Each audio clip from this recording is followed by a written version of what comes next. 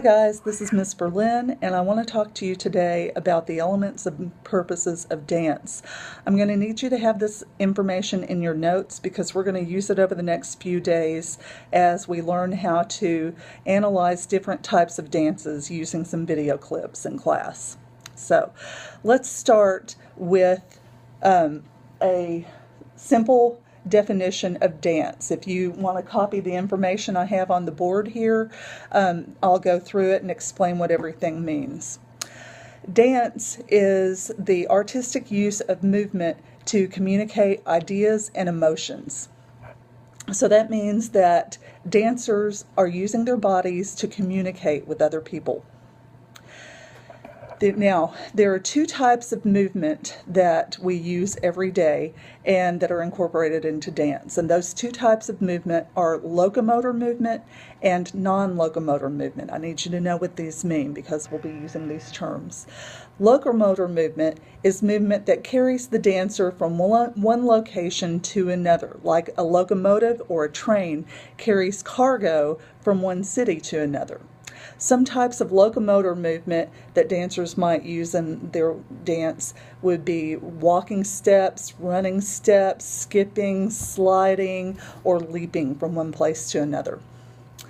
Non-locomotor movement is movement that dancers do where they do not change the location of their body. They're not moving from one place to another. Types of movements that would be considered non-locomotor movements would be things like bending, reaching, twisting, twirling, kicking, or jumping vertically in the air.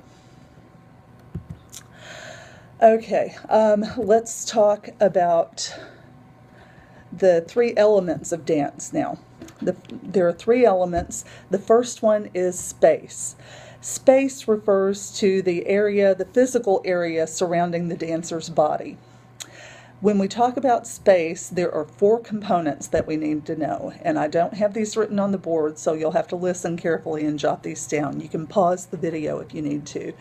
But the first component of space is level, and level is talking about, are the dancer's movements high, medium, or low? So high movements might mean that the dancers are jumping up in the air, maybe they're lifting one another off the ground, but they're up high in the air.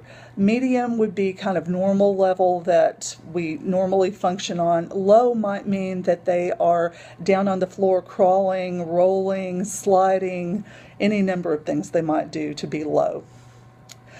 The second component of space is direction. Direction means exactly what you think it means. It means, are the dancers moving forward, backward, side to side? What direction are they moving in?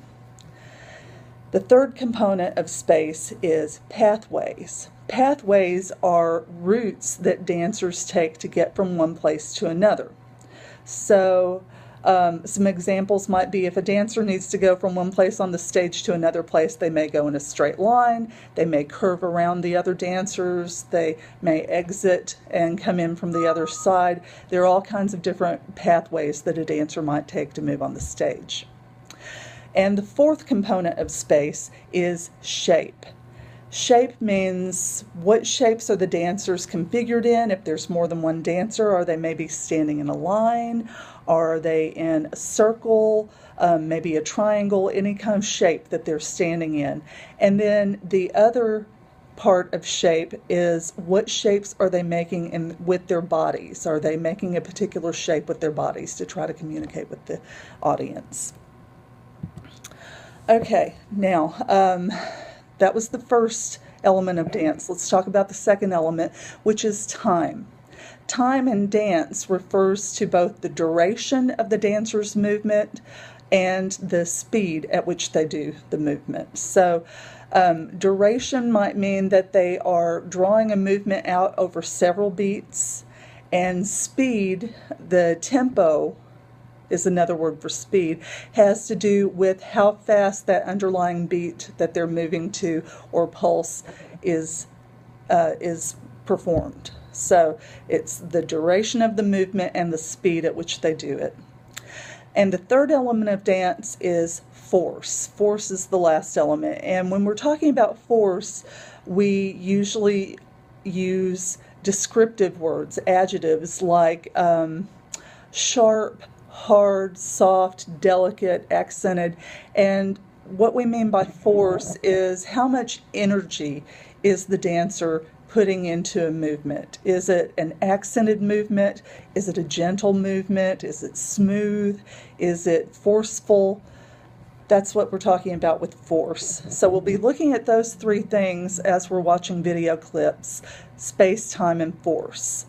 Now, let's talk about for just a moment, why do people dance? What are the purposes of dance? Every kind of dance that people do can be divided into three categories according to what the purpose is. And those three categories on the board are social, ceremonial, and artistic. Let's talk about those one by one. Social dance is dance that's often done in a group, and it's a dance that is purely for recreational purposes. The only reason to do it is just for fun, to express joy and build community and just enjoy being together and dancing together. An example of that would be the wobble or the cha-cha slide or any other kind of dance you do with your friends. The second purpose for dance is ceremonial, and ceremonial dance is dance that fulfills a religious purpose. So these dances are dances where the dancers express their relationship to the divine. An example of this would be in Native American culture. There's a dance called the ghost dance, and in the ghost dance, the dancers believe that they are reuniting their spirit with the spirits of their dead ancestors, and that this dance will bring peace and prosperity and unity to the land. So that's an example of a dance for ceremonial purposes. And finally, the last purpose of dance is artistic. Artistic dance is dance that's meant to be enjoyed by an audience, and the audience watches to observe and appreciate the skill of the dancer. Artistic dance is all about showing off the dancer's skill. And very often, artistic dance involves very intricate and difficult choreography. So an example of artistic dance would be classical ballet, tap dance, jazz dance, anything that's meant to be appreciated by an audience, where an audience would sit in a theater and watch it. So, to summarize, those are the three elements of dance: space, time, and force, and the three purposes of dance: social, ceremonial, and artistic. And you'll need to have those in your notes and be ready for class tomorrow. So I'll look forward to seeing you then. Until then, bye-bye.